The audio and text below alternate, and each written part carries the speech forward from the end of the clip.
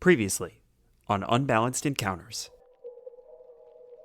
Now that I look at it, you got the same thing going on as the gecko. Yes, I've noticed. I am surprised that I've never seen a creature that I could converse with in this way before. I don't know what you thought you were doing, but my friend, you made an oath to the forest. And you begin to fall. Gets glimpses of the people in the streets of Raleigh, sees June smiling with one of her new signs, and he opens his eyes, takes a deep breath, and he's gonna reach out for whatever he can to try and basically survive. Harissa, what does this lizard say? Zafra! What are you doing? Put the torch down! Mr. Spinks? She just embraces him. You see, elderwood produce these little berries. The geckos collect those berries, and they bring them to the elder gods. They're offerings, ways of telling the elder gods that their world is in check. When those offerings dry up, the elder gods get angry. And at a certain point, apparently, they lose their minds. What do you need from me? To destroy the angry gods? Daddy, how do I do that? There are individuals that believe themselves to be gods as well. We don't show up with what they want. He speaks of my employer. I don't know what business you have with mortals. I'll do what I can to help, but I don't expect that to be much. Figure out your business, and then we need to get to work. I'll give you 1 month.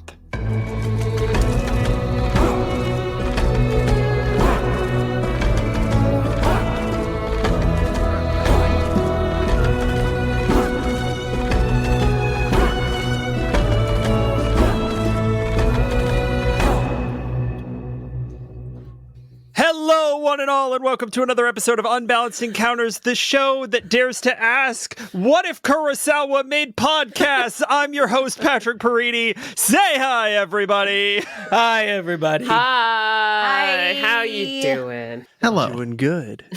Craig, thank you for that. That brevity The chaos is very, very is respected. The chaos is absolutely real. How's everybody feeling after last session? Last session we got some stuff done. No, just silence. Just fucking just nothing. I just say, every time I play this game, it's just a pile of stress. The stress on my life right now is just too much.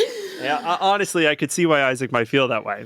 I feel like for me, the quiet is because we've been playing this campaign that is get the millstone, make friends with the mineheads, and now it's like there are elder gods. Everybody has superpowers. There's a fucking there's a Komodo dragon that can talk. So it's a frilled lizard. There's a frilled lizard that can talk. Think Jurassic Park, guys. Just mess. Fine. Everybody's feeling Fine. great. We love you all. Everybody's feeling great. You know that bit, that meme where Jim Carrey's all like, "What is love?" and they were in the car and they were bobbing their heads, right? That thing. Sure. Yeah. Yes. Sure. Yes. That's literally what we're doing every time the unbalanced intro happens. So I just want you all to know, because you can't see our faces, that's what we were all doing. That's literally what I wanted to say. That's true. That's literally true. That's very good. It's all in perfect sync too, which is pretty wild. It even accounts for video lag delay, which is crazy. Really impressive. That's crazy. We're just top tier performers. So and if you gotta want to come see it, behind get the that Patreon paywall tier to see that. Yeah, there you go. All right. All right, so we find ourselves. Cinder's losing his mind. We haven't hung out in a little while. It's the giggles right now. This is The energy giggle in the squad. studio. Yeah. It's been a We hot took a couple of weeks off because of some travel and Sweating. And so People are the moving. energy in the studio right now is a little buck wild. It will continue throughout the episode. So I'm gonna bring us back into the fantasy. We're gonna step through the fantasy fantasy porthole. And we're gonna climb through into Craig's giving me a weird fucking look. Fair. We're going to enter the fantasy world where some things have happened. Because you all have 1 month. And to help you on your way, Porky, the trickster god of the Western Wealds, has agreed to teleport the felled elderwood to the outskirts of Raleigh, freeing you all up to journey straight home. Which is where you are now, gathered around the campfire on your first night back in that direction. Leah and Whiskers sit upwind of the wafting smoke. We hear him mutter about the warding properties of various amulets laid out fastidiously on a small unrolled rug. Leah retorts with what she's believed her entire life, that the old gods were dead, and that the Empressar killed them.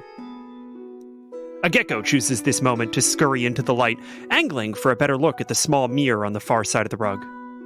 Leah spots it, gasps, and then clasps her hands over her mouth. She does not intend to offend the tiny god, but is too skittish not to bolt at the sudden noise. It runs just beyond the fingers of light and disappears.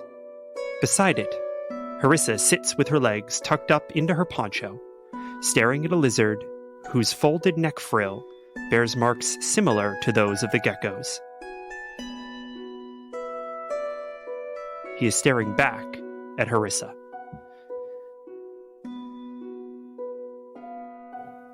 Tell me, why does this, and she sort of gestures between the two of them with her hands, feel so familiar? He looks at her for a second. Well, I am your familiar, maybe that is why. No, that's... no.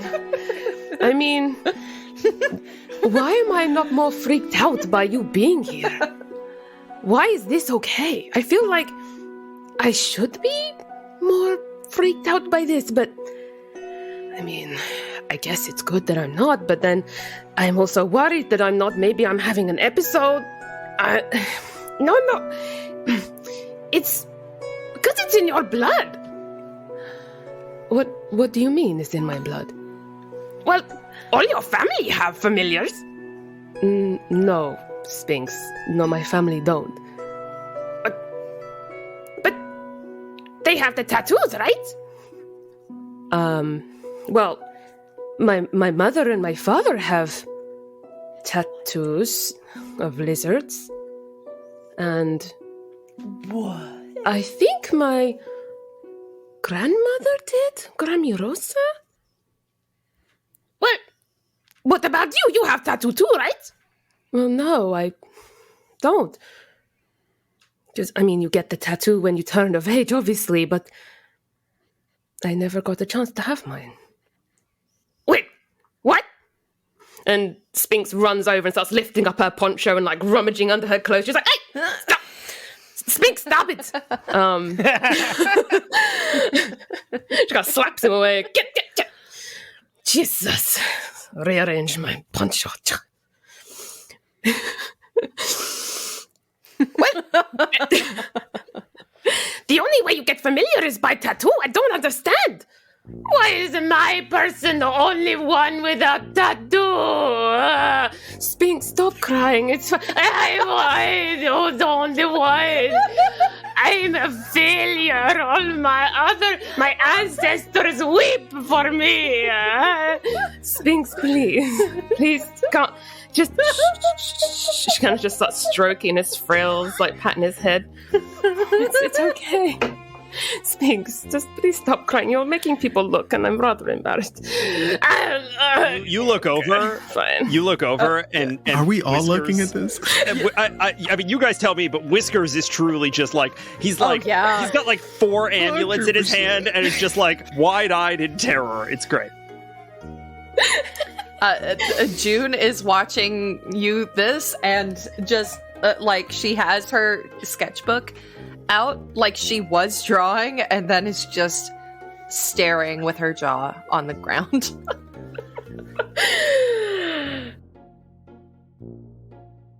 Now, Sphinx, okay, calm down. Oh, God. And Cirrus is just sort of like awkwardly looking at everyone like, Jesus Christ.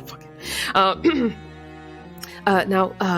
you know, like I said, my mother and father had tattoos.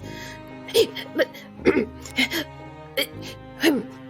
maybe we get to a tattoo. I could pose for the tattoo artist maybe, and he could get tattoo of me. Yeah, okay. When we find a tattoo artist, I'll get a tattoo of you, Sphinx. Maybe of you smiling, huh? Because you look so much better when you smile, huh? Really? You get one of me smiling? Yes, I will. Sphinx, it's okay. But yes, I think my mother and father were the last ones to get them. But they didn't have familiars. They didn't have things like you. What? Well, there was chameleon, right? And monitor lizard, I think. No. I mean, those were the tattoos, sure, but they didn't have talking lizards. I think my Grandma Rosa had a Komodo dragon as a pet once, but she said she lost it a long time ago. I never saw it. Lost? You can't lose familiars. I mean... When you say that your grandmother lost her familiar, could you please roll me a perception check? Oh, Lord, have mercy. Guard, you're going to notice this too. Guard is not particularly bothered. Guard does not second guess a lizard talking at this point. 11. As a matter of fact, because Harissa rolled an 11, and Guard sees this by default, Harissa, you don't see this, but Guard does.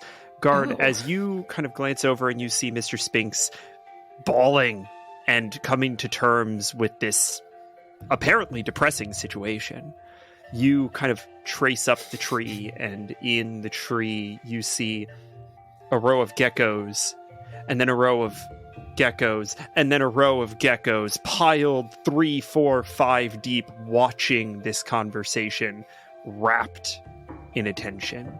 And they seem to only barely be there. They're very translucent. You can kind of make out the break in the tree line by way of their filigree and the occasional glint in an eye.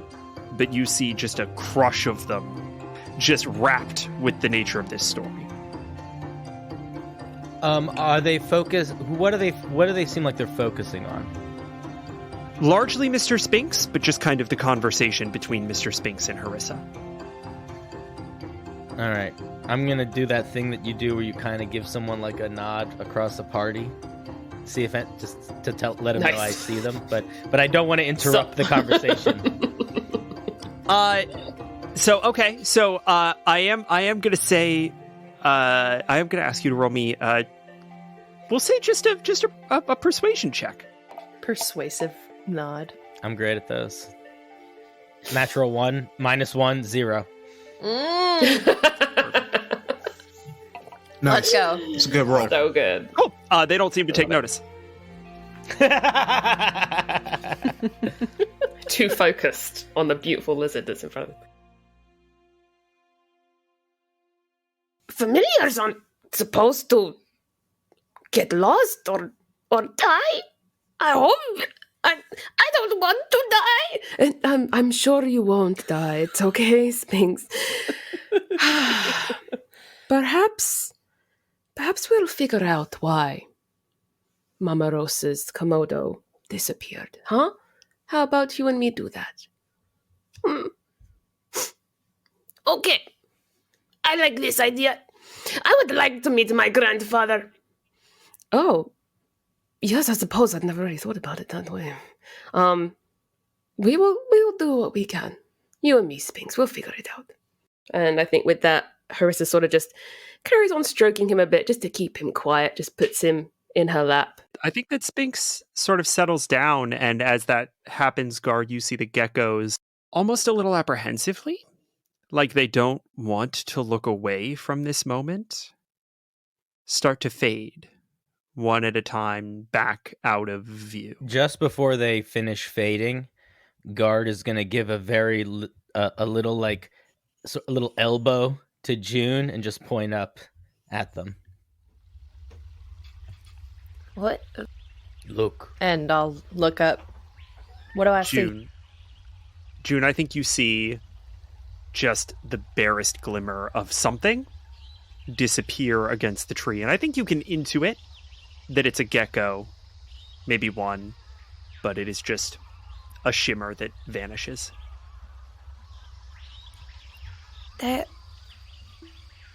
I've only seen them do that when I was alone with them in the forest. So it looks like maybe they're cool with us now. Maybe they're cool with all of us. We are connected to them. I do not know why or how. They showed me a funeral. A funeral? Yes. Whose funeral? The weasels that you killed. That I killed? Oh, that's right. They had a funeral for them? I believe so. That is... Oh my gosh. I wonder if they do that for all the creatures and critters that pass away in the woods. Perception check, please. Okay. Ooh. Perception. 13. On a 13. When you mention wondering about whether or not they do this for all of the creatures in the forest, you feel the leaf litter just dum, dum, dum. A subtle heartbeat, miles deep. Under me? Yeah. You know what this is. This is the same thrumming that you felt just before you heard your dad's voice and the blood tree appeared. But fainter, more distant, not moving, just present. Almost as if in acknowledgement of what you've suggested. I like to imagine that she's like sitting on the ground with her knees up, but like her hands kind of holding herself up. And she's just gonna like very gently move her fingertips along the ground and just kind of think to herself, like get distracted. I think as feeling you that drift off and kind of lose yourself in the presence, that memory of the tree and probably somewhat of your father, you get pulled back into attention by a bit of a shrill voice. Listen, Whiskers, I get it. I just, can you please give me a goddamn evening to put together the fact that gods exist? Could we just all sit with this for a fucking second? Thank you. I appreciate that. All right. I need some goddamn entertainment. Whose turn is it for a fucking fireside story, please? Someone, anyone? I would like to hear a story that is not about the fact that gods exist for like a minute. I'm 100% pointing at Gar. I think it's the big guy's turn. It's the big guy's turn. All right, Guard, I've never really fancied you much of a storyteller, but if you've got one in you. I can tell a story. By all means. And nothing out of you, Whiskers. You shut up. I don't want to hear nothing out of you. Now sit down. All right. And Whiskers kind of All right, if you don't want... I like a story. This is very good. There is a talking lizard. I feel like I have wisdom to bring to this situation, but I suppose if we must have a story... And he just kind of sits down and Leah plops herself down against KTA. Guard, take it away. Guard looks at Whiskers for a second, and then his gaze moves to the fire, and it does not leave the fire for the duration of the story. There are many voices in the forest. Several weeks ago, I was patrolling Raleigh at night.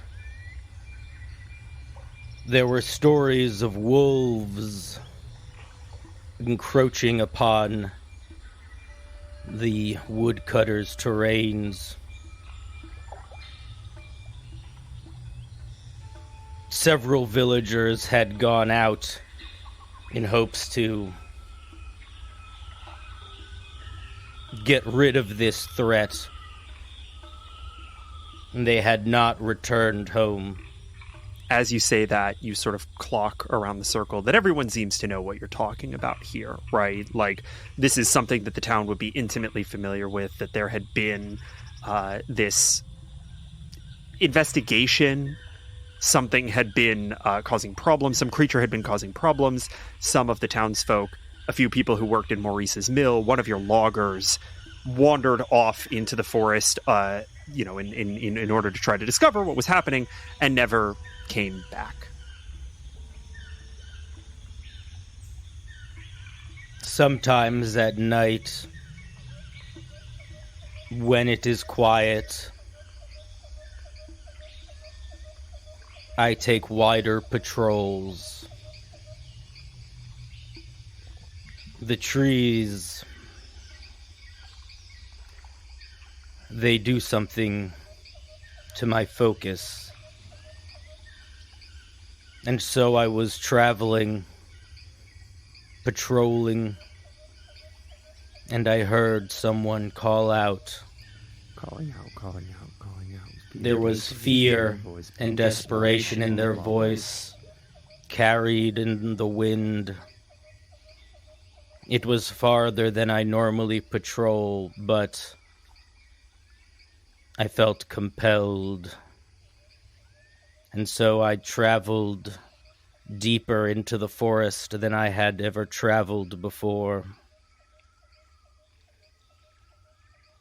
And as the voice got louder, it was not one, but many voices crying out for help. It was a deeply desperate cry. We flashback. And Guard, you are standing in the dense grove of brilliant green. The sun has set. This is your evening patrol. A little past it, actually. You probably should have been back a little while ago. And you have forged on. Because you do hear something out in the woods. There are yelps and cries of pain, cries for help, in a language or a tone that you can understand, that you know, but that doesn't feel like a person from Raleigh. But there are clamors from those people too. You hear voices, human and half-elven, dwarven and what have you, clamoring about the same distance away. And these voices sound angry? Hurt? Maybe. But threatening, certainly. What do you do? I move towards them as quickly as possible. What's your move speed? 30 feet. Okay. You get there in 15, 20 seconds. It doesn't take you very long to push your way through some of the bramble and branches, knocking leaves to the ground. And as you kind of burst out into a clearing, you see several things right away. You see a few bodies on the ground. You see blood everywhere. You see a little mass off in the distance, shadowed, hiding. And you see 3 men from Rally. And Cinder, I'm going to throw you a little curveball here. Can you describe them for me, please? Sure, yeah. There's a dwarf who's a little bit older. He's got all of them are wearing like haphazard leather armor and greaves and stuff, like kind of like militia style armor. It's not really well put together. They clearly don't know how to wear it. The dwarf who's a little bit older seems to be leading the half-elf and human. All of them are carrying woodcutter axes, and the half-elf and human are a little bit younger. They're probably around June's age, early 20s, and they're sort of standing with that sort of adrenaline that a person has when they are afraid and or angry and or like overly excited with anticipation.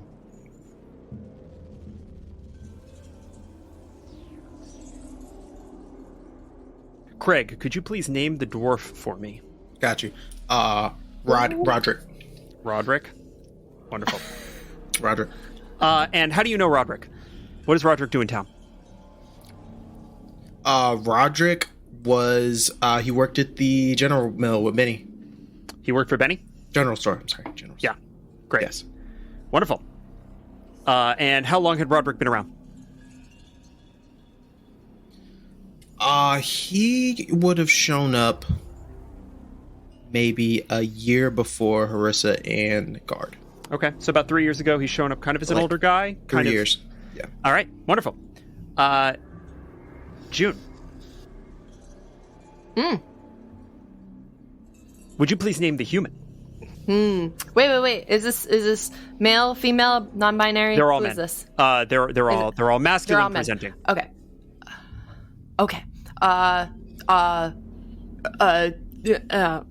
Why is this hard? The faces you're making. Patrick. Ooh. His name is Patrick. No. I like it. What were you doing when you first met Patrick? I was staking signs around the crop of trees that had been felled that were near the grinding mill. I was staking signs. And how did Patrick feel about that? Oh, he was pissed. Fantastic. Wasn't a fan. Emily, Hello. would you please name the half-elf? I'm gonna go for Bastion Fantastic. because I had time to think. Thank you. Yeah, you got lucky. Fantastic. Okay. I did. Go last. Woo. You have had an unpleasant run-in with Bastion. Why did you have an unpleasant run-in with Bastion? Oh Lord. Okay. I'm gonna say that Prep time only goes so far. Yeah. Changing the question. Okay. Yes, I'm gonna say that he and Martin clashed over something Martin inevitably did wrong. I think Martin was being overzealous in his usual way. Versus Martin. It's always fucking mine. And Bastian was standing his ground that he didn't do anything wrong. And I had to preserve the authority, I suppose, of the guard and sort of continue the reprimand, but then sort of like in private had to talk to Martin, but obviously Bastian didn't see that. So he probably... So secretly you didn't like think me that very Bastian deserved... Secretly you think that Bastian didn't deserve to be reprimanded. What was it that he did? I'm not going to say wearing sandals. I'm going to say... No, this predates sandals. No, This this predates predates sandals. I'm going to say he... Okay, I'm going to say that he released the boar, and what Bastian thought was for the boar's safety, and it ended up endangering someone else. Yeah, I'm going to say that. Okay.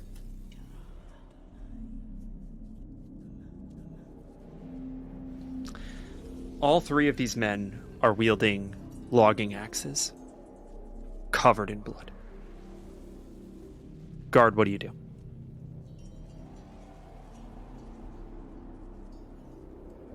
Do they look like they are engaging with something? I will say that Patrick and Bastian have peeled away from the bodies on the ground and are moving toward the cowering shadow in the far reaches of this glen.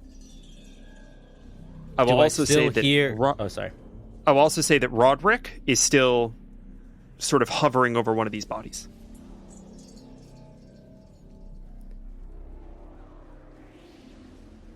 Something doesn't feel right. Because I heard screams, but I do not see people screaming. That's correct. So I will approach the two that are seeming like they're about to engage with some sort of beast tentatively and attempt to do it quietly as well. Okay. Go ahead and roll me... I think a stealth check. I don't think you're necessarily trying to hide, but I think you're trying to preserve some element of quiet here. So go ahead and roll me a stealth check. I think your dex is probably higher than your charisma, but I'll let you use either here. 13. On a 13, you start to approach these two. And you make a little bit of noise, but it's not a startling amount of noise. And Roderick is actually the first one who notices, and he spins up and he turns around and he says, "Guard, the hell are you doing out here?" The other two kind of stop and turn briefly to face you. What do you say? I heard someone calling out for help. Roll me a perception check, please. Natural 1. That's a 4. Okay. You hear from that shadowed little cluster off at the edge of the glen a whimpering, a whining, but no words. And Roderick stands up and he kind of wipes his axe blade on his pants and he says, I mean, things are going fine here. You tell me if you think anybody needs help. We got this taken care of, buddy. You go back to town. What are you fighting? And he points his axe down to the ground. Wolverines. These are things been spooking the boar on the expeditions. It wasn't wolves after all. It was wolverines. Guard looks to the area of the woods that they are approaching, that they hear that there's like a whimpering from. Yeah. And almost like in a little bit of a trance, Guard actually he's not almost unintentionally just starts walking towards it. you start walking toward it, and I think Patrick sticks his arm out, stops you, and says, You didn't just hear Roderick? We've got it. It's fine. Guard, get out of here. You got other shit to be doing. Go. This guy's like a human-sized person, right? He's literally a human-sized human, yes. Yeah, so guard is going to very non-aggressively just put his hand on the guy's shoulder and move the guy aside and just keep walking. I'm going to need you to roll me an athletics check, please. That's a 24. Yeah, that's a 3 on that die. You shove Patrick away. Garp, get the fuck off of me, man! And as you start to move him, well, actually, roll me an insight check. Terrible. 3. This is fun, because on a 3, I'm going to tell you what you miss. Okay. Oh. Of the two of them, Toxic. Roderick and Patrick seem to have some control over their faculties. This seems to be a matter of business for them. On a 3, what you miss as you're preoccupied with Patrick is that Bastion is deeply rattled by whatever just happened. And as Patrick starts to get his dander up and you shift your attention to Patrick, Bastion lunges forward in just like a panicked start, just with his hatchet toward whatever is on the ground, cowled in shadow. What do you do? Guard, actually, I think the players have seen this once before, but Guard doesn't see what is happening, but when that lunge happens, Guard's whole body kind of like convulses, almost like two gears in a clock misaligned for a second. And almost stumbles as he's walking forward to get to this sound of this whimpering. As you lurch forward, 2 things happen. The first of which is that you miss Bastion. And Bastion swings his hatchet down, and you hear... And the second thing that happens is that you hear, Please help! Please! Mom! Help!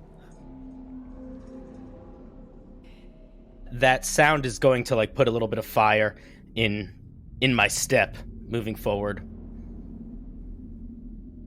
You missed Bastion bringing his hatchet down, but it also seems like Bastion maybe didn't swing as true as he would have liked. Something has been wounded, something's been hurt here, but it was able to call out in response. And now you can hear voices, Help! Mom! Please! Please! Help! What do you do? I reach out to so Bastion is chopping something I can see, but Patrick and Roderick, you can see it if you turn to it. See? If you turn to it, yeah. Yeah, I mean I turn to that noise obviously and like to see what I almost feel like for Guard this is almost like a weird dream state where it's like he feels like I almost don't feel like I'm moving. You move toward Bastion. Bastion, like I said, Bastion missed his mark. The hatchet is kind of swung into the ground a little bit. There's some blood on it. He is quivering a little bit. Patrick is trying to restrain you to no avail. And Roderick is now moving in your direction, but you just keep moving toward Bastion. What do I see? As you get a little closer, it comes into focus. On the ground, 4 Wolverine cubs, one of which has been wounded. And as you see that it clicks into place, these are what are calling out for help. And the mother that they want is the body Roderick is walking away from now. Oh my god. As this clicks into place, it is almost like the camera does this pull, zoom out, and Guard sees himself kind of in third person, like pulling out of his body, drops his axe, and all of the glyphs on his chassis start to glow blood red. And he is going to go over to Bastion and grab him by the arm that has the axe and try to squeeze it so hard that he can make a fist.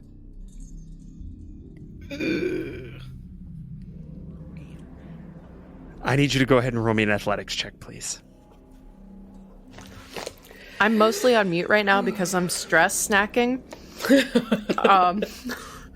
This is a lot. That's an 18. Which part of him are you grabbing? My goal is to put my hand around his arm and then to close my hand all the way. You do that, and you break both of the bones in his forearm. As Guard feels that crunching, and this whole Guard is just sort of watching this happen almost. Like, it doesn't feel like he's doing this to a certain extent. Guard pulls back in an attempt to just remove this guy's arm from the body, and then swing the arm down with the axe still in it into the guy's head. God damn. Jinkies. Dang. Jinkies.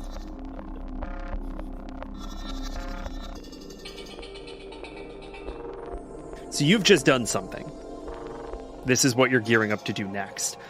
I think that as soon as you start to glow blood red and you break Bastion's forearm, Roderick and Patrick are going to get opportunities to stop you. So I'm going to go ahead and roll that for them now. What is your AC? 16. Yeah. Patrick throws himself at you and just fully misses and stumbles, trips, lodges his hatchet into a nearby tree and is now just trying to get it out. Roderick, who's a little bit more of an old hand, walks up behind you and says, "Oh, I knew we couldn't trust you. I knew anything the Empire sent us was going to be bad news." And he swings on you with his hatchet, his wood-cutting axe, and it clanks off of your ceramic back, chipping slightly and sending a shower of sparks flying. You then try to rip off Bastion's arm. I am going to need another athletics check from you. Presumably with advantage, because you're now raging. That's pretty good. That's a 21. Yeah. You take this shattered arm and feel the weight of Bastion in just shock falling away from the bone. And with relative ease, pull it away and bring the hatchet down right above his left eye. And Bastion falls to the ground dead. I drop the arm, slowly turn towards Roderick and Patrick, and begin to move towards them. We fade back to the campfire. Guard has been looking into the fire the whole time that he told this story, and there's a moment where he sort of just is quiet for a second.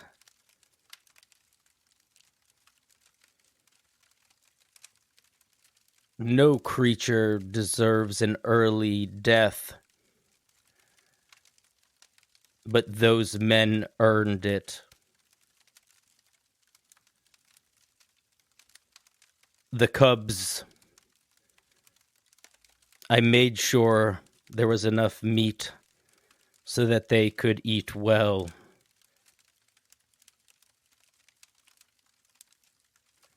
And then Guard looks to Isaac. And then I buried them with the others.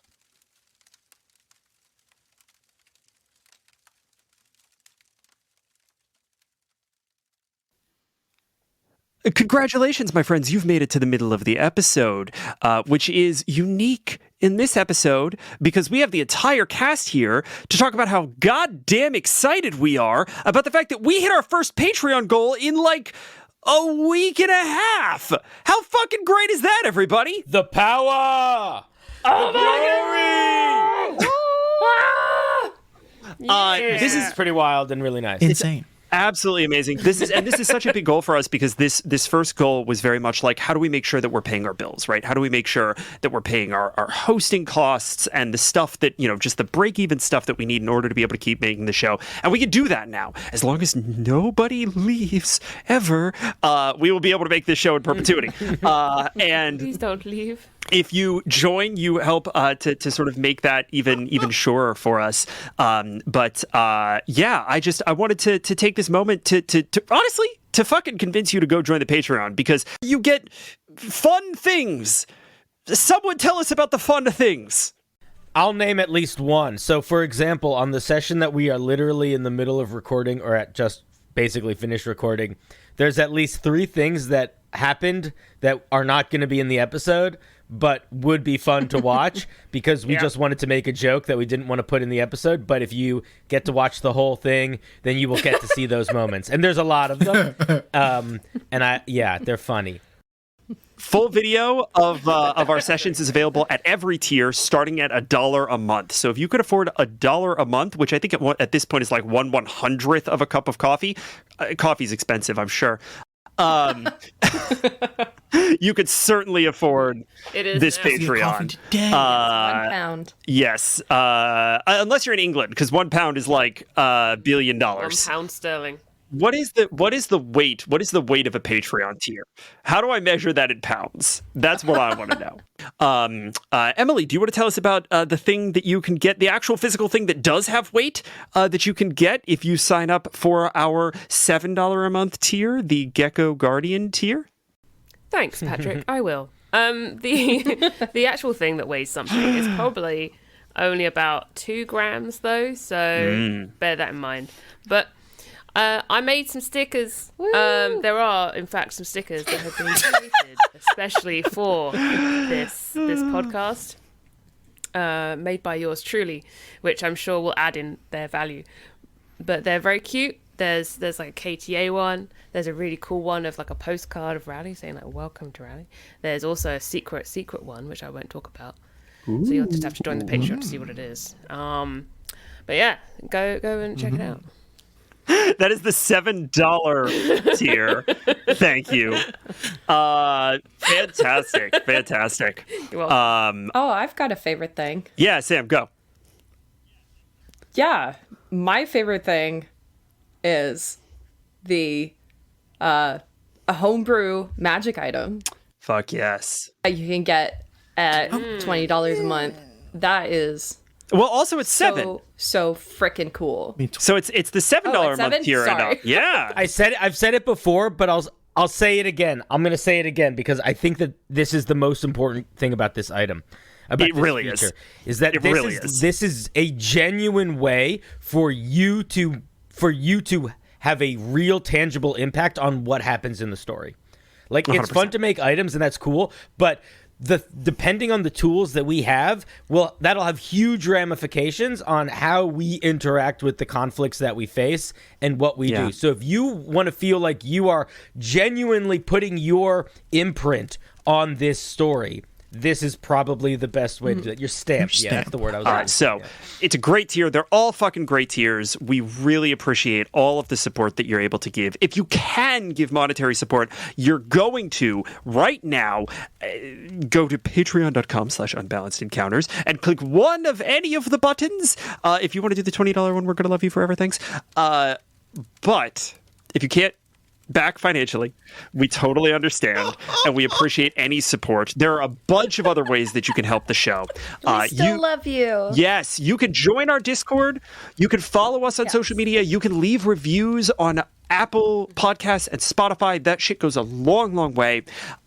Or you probably play D&D. Get your other fucking players to listen to the show. Why haven't you done that yet? Honestly, you should be ashamed of yourself, but not actually, because we love you very much. Yeah.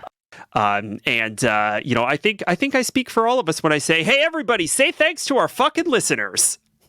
Thank you, fucking listeners. Thank you, listeners.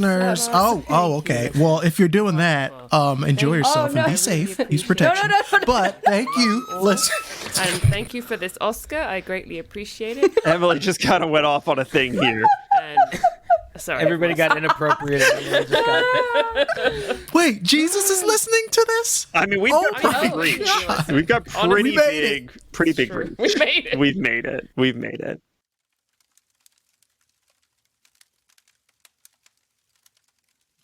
Isaac, deception check. Yeah. Wait, the others? That's what I was wondering. 15. Does anybody have a passive insight at or above a 15? Oh, 13. Damn it. Harissa and June, you both miss this in the insanity of what you just heard. Leah does not. And she looks up at Isaac and says, others?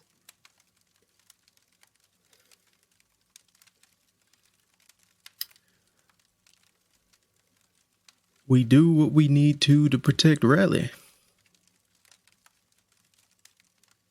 Give me a persuasion check with advantage. The fuck is happening?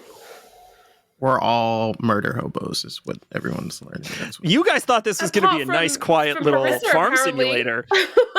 I never, Pat, I've given up on nice and quiet Stardew Valley game, okay? I've given up on that. 17. All right. Wept.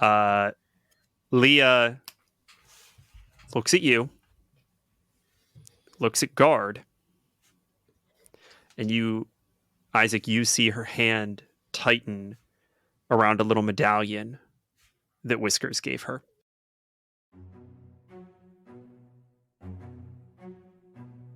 The next morning, Guard is going to, he's not going to say anything.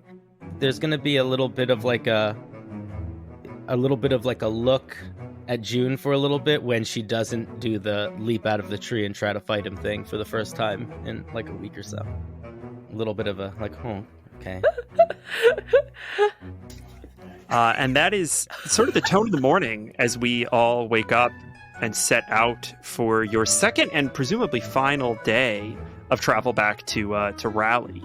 And as you guys approach Raleigh and start to wind your way out of the Western Wealds, you notice that things seem to come a little bit into focus. The weird distortions of the forest kind of closing in on itself and making huge leaps in the course of a few moments in terms of distance traveled seems to abate a little bit. And that's a good thing and a bad thing, because on the one hand, it means that you're getting close to home. It feels like you're getting close to home, some sense of stability, some sense of safety. But I think it also sort of puts into sharp relief the reality of what you've experienced. And especially sort of the implications of Guard's story and Porky's existence.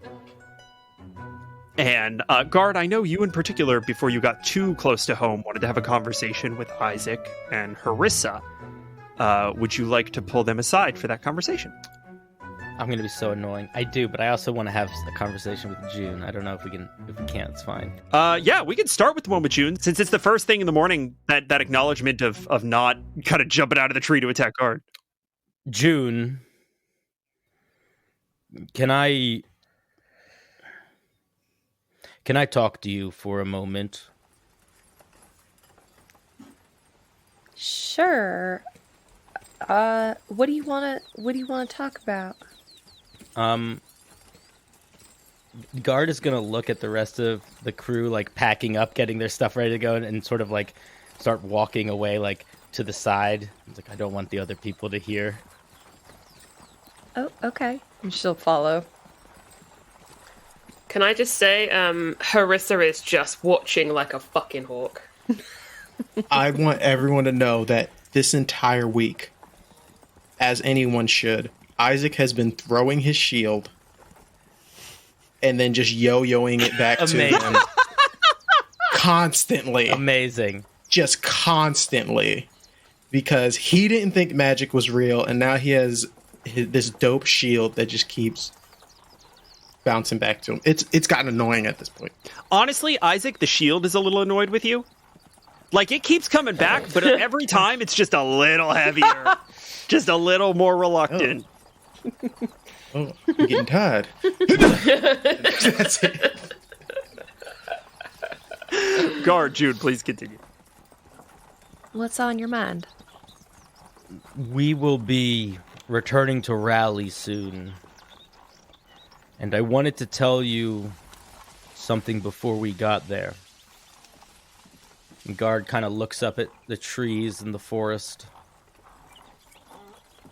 The forest, being away from Raleigh, it does something to me. It makes it hard to focus. Things enter my mind that pull away from the mission. Like playing games with you, or wondering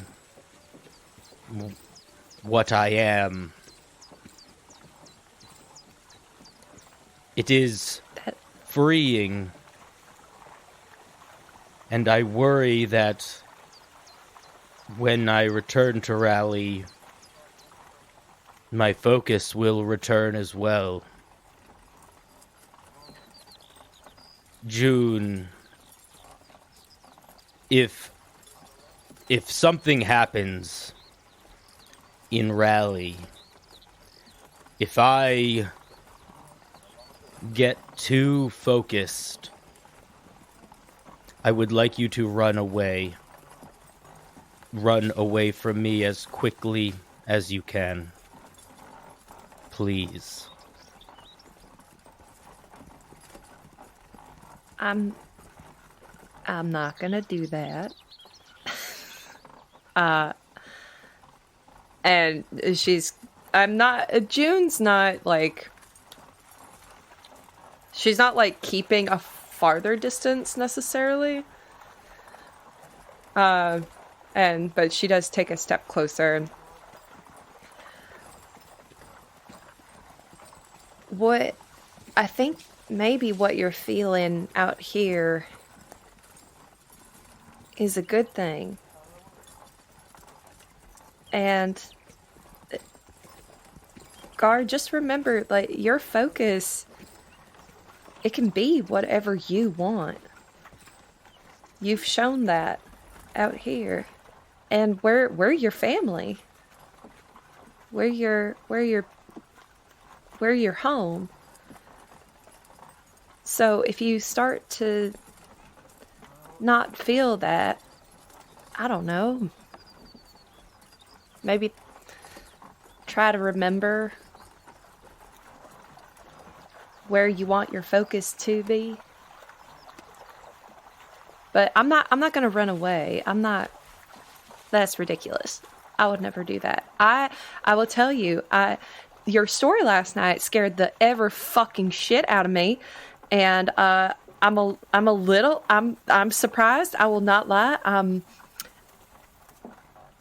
But the thing that surprises me the most is why did I not know that was the reason? You were protecting life.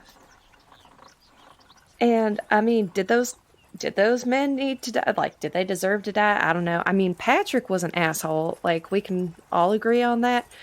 It was counterintuitive to my focus.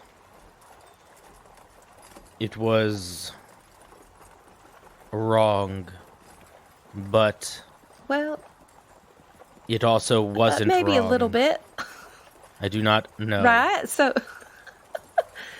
and maybe we could work on that. Maybe in like going from like 0 to 100, or like from 0 to kill, instant kill. We can work on that, but you want to protect. Have you ever heard the sound of something crying for a parent that will never answer? June feels her stomach like a drop, and then disassociates with that, pushes it way back down, and says,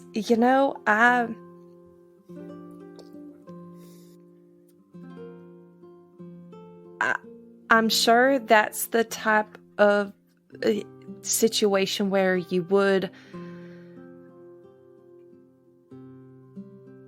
feel like you need to really step in and do something, and It broke something in me. I can still hear it.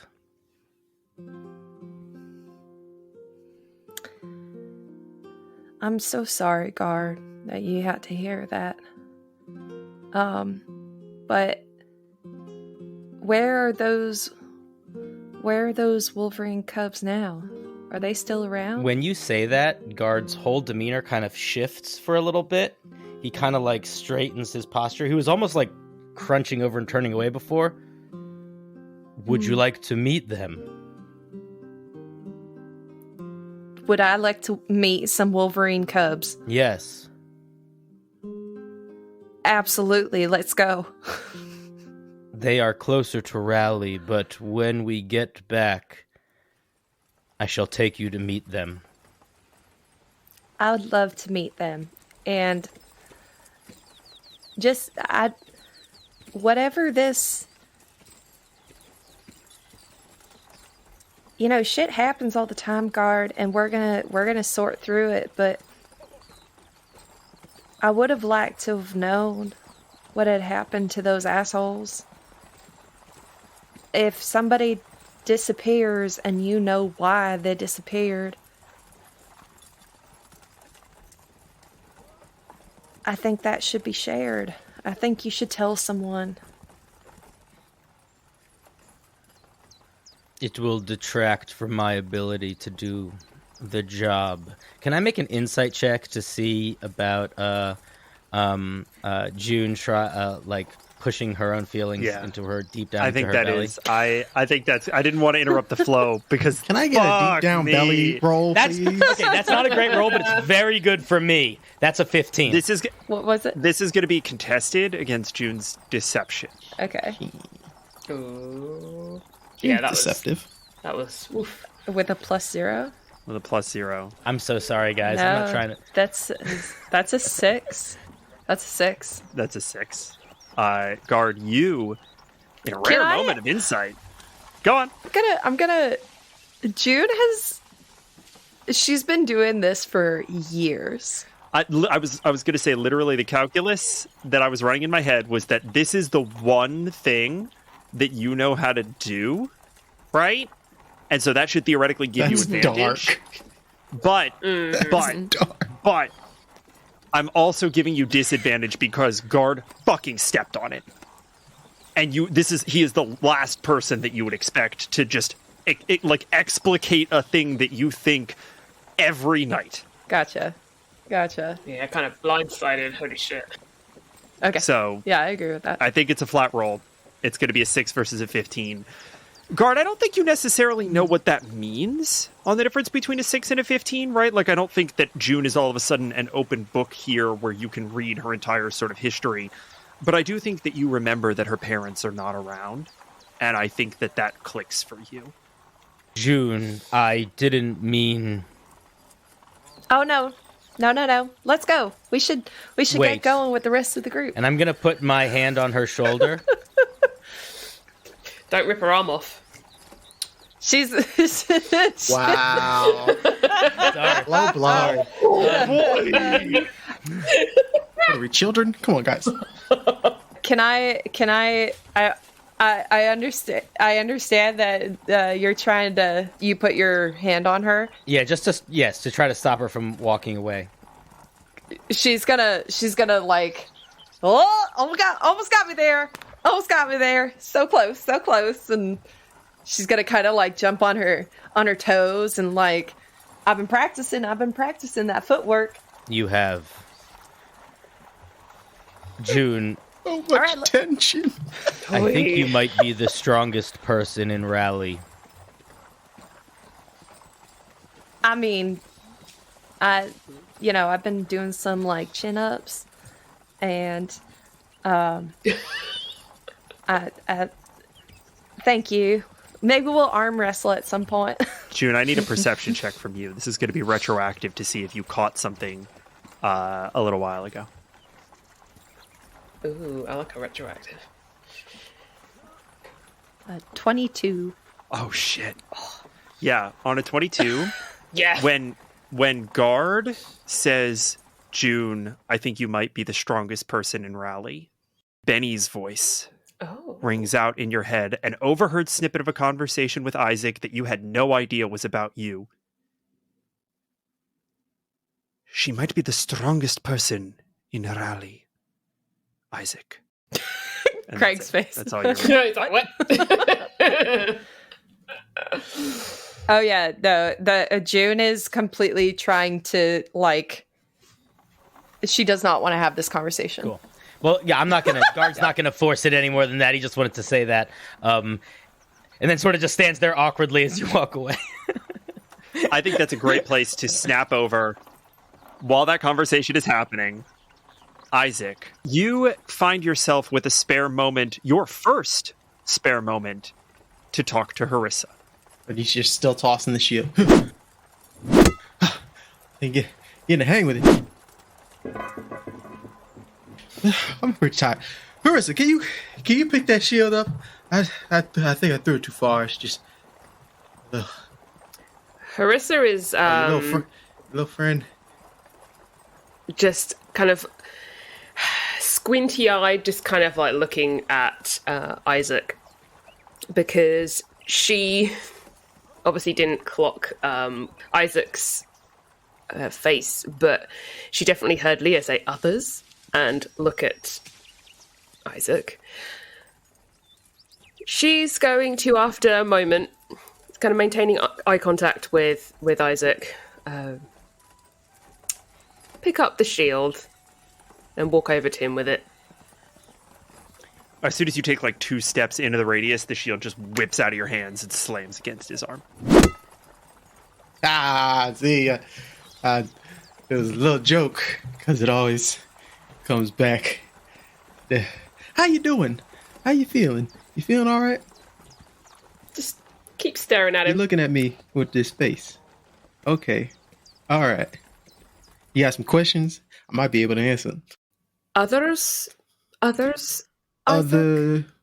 Others. You got to use more than one word. Harissa, I'm an old man. I don't know. I think it's quite a poignant word. In fact, do you want to elaborate any on what Leah asked? And also, God ended on a very strange note, don't you think, with his story? Very gory story, in fact. Yeah. Seems as though there were some individuals who left our humble abode to go deal with a problem that they didn't see was fit for you or your compatriots. And in putting matters into their own hands, they upset our Empressar's automaton, and then there was a punishment involved. Did you know? Did I know that they had God gone did this? missing? Nah. Did you know that I don't God remember did us this? talking about that. No, absolutely not. I did not know that he killed 3 of my fellow Rallians. And when you said that Raleigh needs protecting, has this sort of disappearance happened before, Isaac? Oh, are you saying that? Did I know of other people in that situation that happening to them? Absolutely not. Deception check.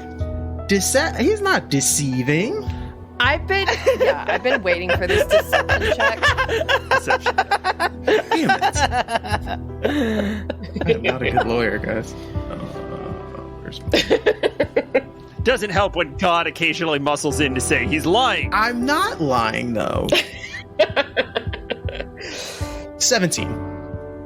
Harissa, contested by an insight, please. Insight. Would you look at that? 19.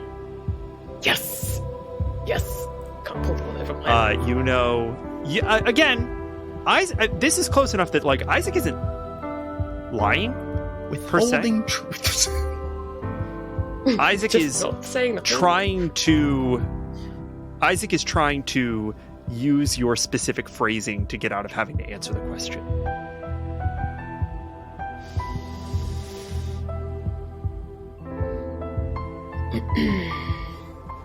Shall I clarify what I mean, Isaac? I would say you used very good phrasing in what you were looking for. Just in case I did not, have you partaken in any activity that has ended a life in defense of Raleigh? Multiples. And if that's the case, then yes, Guard has been an assistant in such ordeals. So, at the end of the day, when there were individuals that caused mischief and or were going to attempt to assault our lovely community, myself and God were able to take up arms and deal with them and follow orders in that aspect. Able to do what was asked of them when asked. So my question is, for someone who's able to, mischievously deal with Goliaths and their upset stomachs, and when I take their side instead of going with what happened, and then I specifically ask them to complete a job, they are unable to. It is interesting that I'm the one that has to come clean in doing my job correctly. Everything that I have done for Raleigh has been recorded and reported as is demanded of me. Deception check. I was gonna say. Me a deception check. Fucking shots being fired across bows right now. Marissa, Let's go. Yeah, the Let's gaslighting go. Holy is shit. just. You want me to do a deception check? Oh my god. Yes, you just said What am I that deceiving everything about? you've done in defense of Raleigh has been duly recorded. You didn't fucking record your play on Big Paul. You did not record. You don't even need a deception check. Isaac already knows. That's actually a very good point. That's a very good point. Yeah, Isaac, you just clocked this. All right. You clearly understand that in at least one instance where it is convenient for her, that is not the case. Carissa, I understand And that also- you... Oh, okay. And another thing, I did fire the shot. You asked me to after I dealt with the boar that was at your throats. You're welcome. The boar at my throat instead of the charging, magical boar deity with the giant glaive.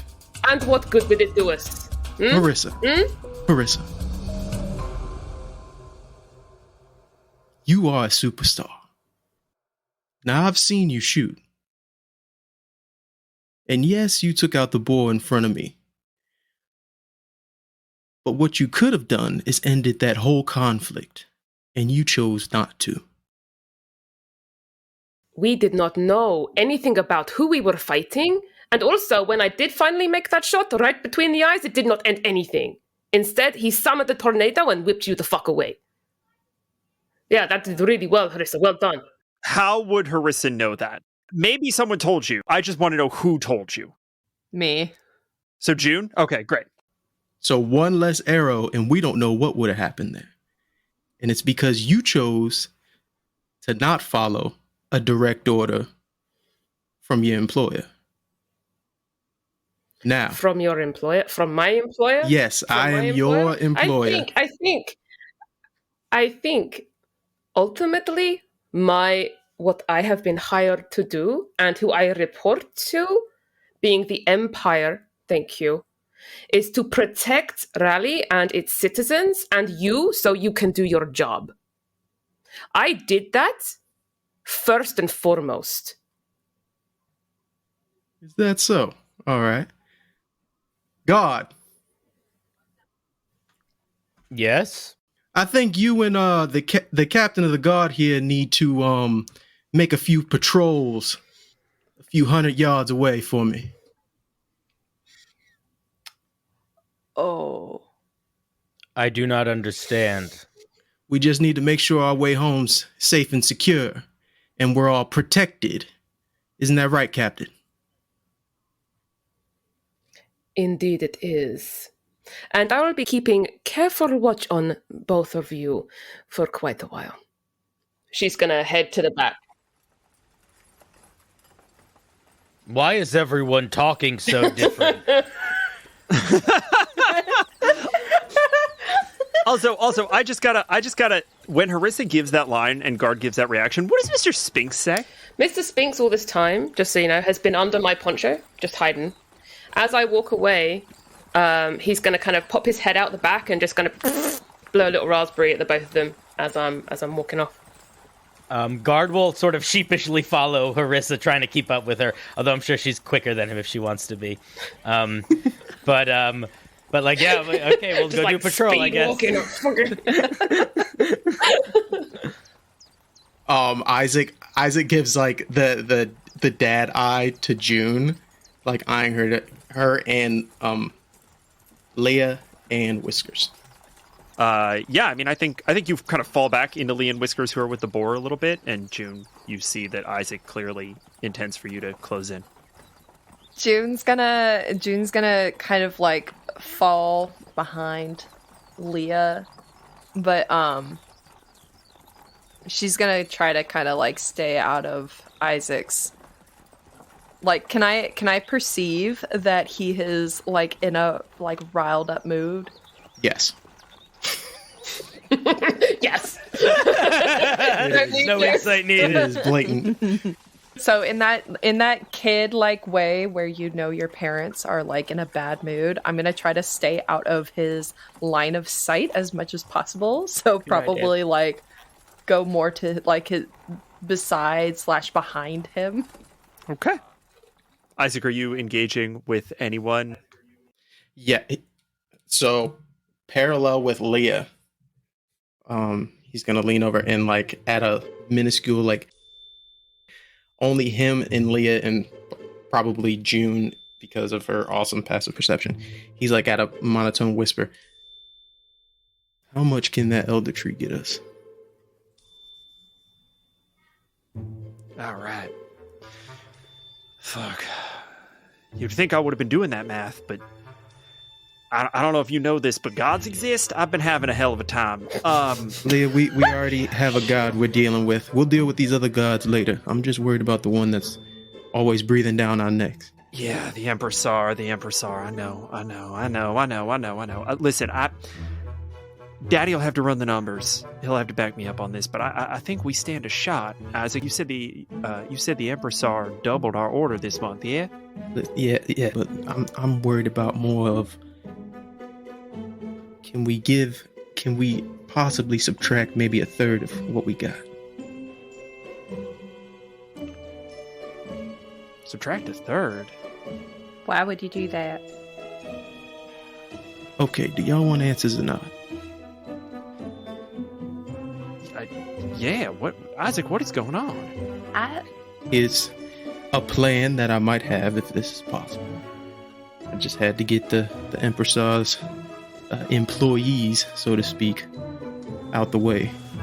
Kind of a test of sorts I just gave Harissa, and it seems she's failed. All right, so Out of the way. my plan is, are you gonna listen or not, child? What? No, I'm not gonna. What are you talking about? I'm trying to save your trees. I'm trying to save Raleigh. Pay attention. You're trying to save. June, we're trying to throw off the Empressar. Now, I don't fucking know how. I think it's probably going to get us all killed. It sounds like a pretty bad goddamn idea, but Isaac's trying to throw off the Empressar. Listen, we either gonna get killed by these elder gods or the Empressar. My plan is to make enemies for everybody and give us a little bit more time. Interested? So you're excluding Harissa and Guard. The Empressar's employees that could possibly tell said Empressar. For what reason? There are June. there are friends. I don't understand why you would do that. Why? June, can you please roll me an insight check? With advantage. Sure. Okay, so the first one's a 13. Okay. And it's a 13. All right, a 13. 13 was well enough to remember a conversation. As Isaac is kind of stammering and trying to get you to understand, you think back to a conversation that you had with your mother, Katarine. And you remember being maybe 6, 7 years old, sitting cross-legged on the floor of your home, and your mother is telling you a story of the time that the two princes fought one another so that the people might prevail. And this story goes on in almost a childlike way of two princes that wanted nothing but power and land and were deeply corrupt and universally loathed. And your grandmother turned them into enemies of one another. And they brought themselves to battle. And in that duel, both men lost their lives. And it was in this way that room was cleared so that the people may help to choose a new leader. One that was not quite so tyrannical.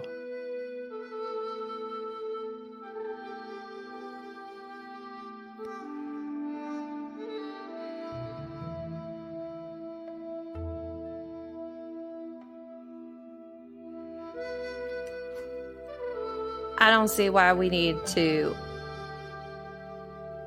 throw out Guard and Harissa. They're our friends.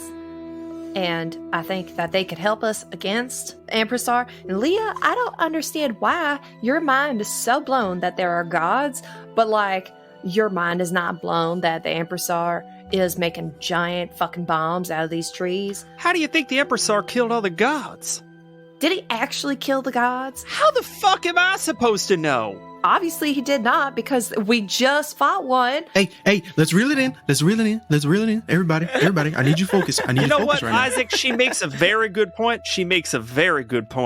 All right, what is your... All right, June, for the moment, let's keep our friends close and Enemies way the fuck out there, okay? well, not just... Let's keep the circle small until we know what we're doing.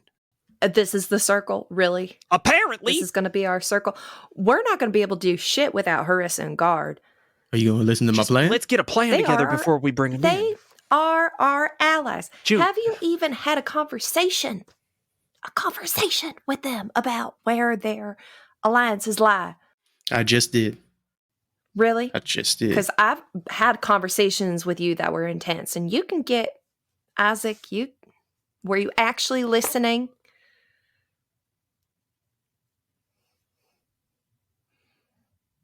Well, let me go talk.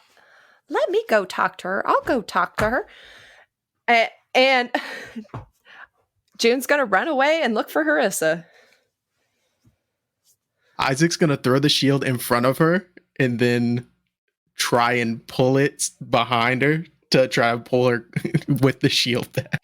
That's so fucking good. Isaac, I am going to ask you to make me a dex-based athletics check, please. Dex-based? I'm throwing it. Okay, so wait. You're throwing it? Because I have deflect missiles. Yeah, I might let you use that if this goes poorly for him. All right. June, I need you to roll me an opposed. I think your acrobatics is better than your athletics. Hell yeah, man. She's a monk. It is. Okay, so my acrobatics check was a 21. I'm just gonna roll. See what happens. Not with it. I roll awesome. 17. A 17 is not bad, but it does not beat a 21. June, you catch the shield. And as soon as you do, it is heavy. It's exactly as heavy as you remember. This is your dad's shield. What do you do? I think that thought is enough to kind of stop her for a second. And slowly hand the shield back to Isaac. That's I'm tired of secrets. all right. I'll tell you what. Dang, you're so much like your dad. All right. I need you to just hold on to this, because what I'm about to tell you, if God or Harissa even mutters a small bit of it to the Empressar, that is Rally. Gone. Those are your trees. Gone. Everything is gone. So are you willing to risk that for a friendship? It's not just a friendship, though. We have. Yes or no? Are you willing to risk that for your friendship? No, Isaac, it's not that simple. There's more. There's more to this. We have gods that we're fighting right now. We have the Empressar that we're fighting who thinks he's a god. We don't have time to be cutting off the people that we trust the most. And I trust Harissa. I trust Guard. I guess I trust you. This is a time we have to come together on this. We cannot start dividing. I understand. All right, go get him. Really? Yeah, go ahead. Oh shit, was not expecting that. Go on. Me neither. I didn't think I'd get this far. Jeez. Okay. As she runs off. At 100 yards. Okay. Jesus Christ. Oh, you Just when we fucking thought. damn it, Isaac. Okay, beautiful. All right, June runs off to catch up with Guard and Harissa, who have been sent basically as far away as is practically safe. All right, Leah. Oh, fucking seriously? Listen, she wants to live in a little fairy tale world. Everybody needs to be trusted.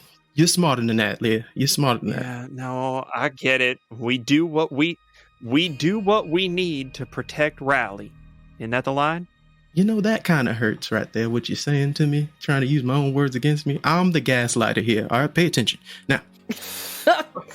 I taught you that word one time, like 5 years ago, and you have just... You shouldn't have. I use it all the time now. Even when I light our lanterns, I use gaslight. It makes so much sense. Oh my. Oh my god. All right. What's the situation? So you know about Agravar in their civil war with the Empressar. I mean, I guess I don't know if it's escalated to full-on civil war, but I've heard that they're in rebellion of some kind. Do you know something I don't? Yeah, how about those others that you were worried about? They were trying to cause havoc and whatnot with the rally. Isaac, they weren't. Okay, weren't. that's a lie. I'm sorry. They kind of don't like me. Oh shit! I'm doing better. See, that was truth to you, Leah. I'm truthful sometimes. All right. All right. She runs really fast. I gotta say this really fast. Okay. She's like a sprinter. Okay. So my idea is we take some of this elderwood, some of the sap. Is that what we call it? Yeah. Well, I mean, it's the resin. It's not. We can't refine it into sap. We don't know how to do that yet. Resin. Yeah. Whatever makes the incredible magical destruction that June seems to completely forget about when we Yeah, sure, absolutely. talk about our wonderful community. Moving on, we give some of that to Agravar. And try and, get them on our side. Shit, Isaac. Get their civil war going a little bit more. And then that gives us time to deal with whatever the hell is back there. Oh, fuck me, Isaac. We just need time. Declaring war on the Empressar? We're not declaring anything. What if Agravar loses? What if Agravar wins? Leah, you gotta focus on this, all right? We just make sure that it looks like it was taken from us. Damn, you know what? That's good, Isaac. When you've got a good idea, It doesn't happen often. Hold on to this one. Listen, I can't be sure until I talk to Daddy, but I think by the skin of our fucking teeth, we are gonna have just enough to fill the Empressar's doubled order. It's gonna be a few weeks late at that. It's a miracle we're gonna be able to get it that far. But I just need some of it to pique Agravar's interest. Listen, no, I get you. I understand what you're saying. I'm just saying whatever you take is going to be a cut from the Empressar. We're not only going to have to supply resin to someone in open rebellion against a living god, we're going to have to, cover our own asses and justify why we were short on the order. Listen, Leah, if we can do this, we get a little bit more time, and then if we do what we're supposed to do with these elder gods, who knows? Maybe we get a few gods on our side for once.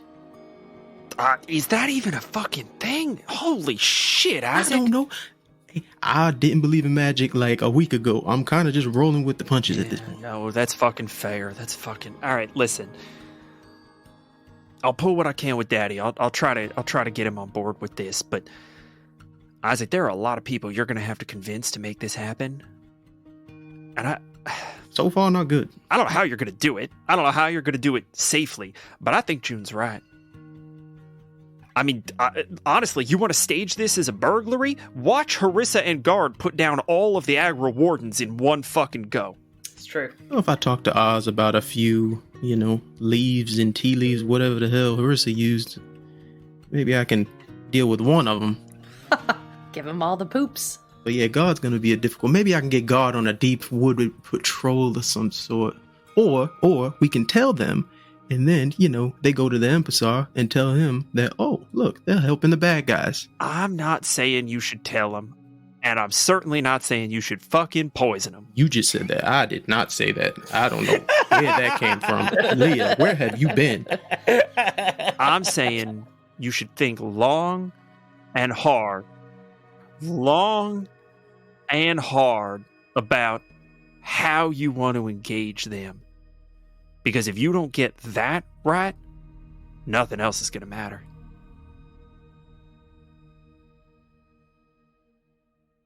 But I'm in. I'll get it done. I'll win Daddy over. I'll get the refining process done. We'll figure out who's going to curry it to wherever the fuck it needs to go. Maybe we could send a runner out to Agravar or some such nonsense. God, that seems insane. Don't send Martin. Whatever you do. I mean, now that you say it, Fucking Martin. be a good excuse to get Martin out of our hair. Anyway, we'll figure it out. No, that's a good point. Don't fuck this up. Isaac. I know that you have a tendency to act first and think later.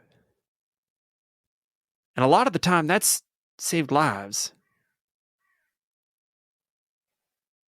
Not here, not now, not this. This is some shit that... God damn it, I'd want Katarina to have some input on. You know? Who you telling?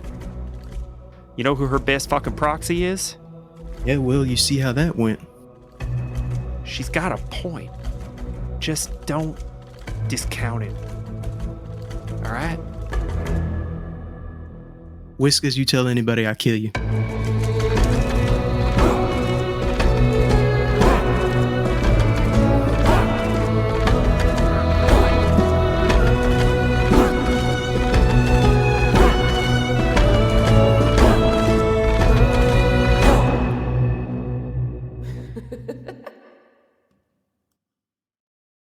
Thank you so much for making it to the end of the episode, and a special thanks to our first 2 rally defenders.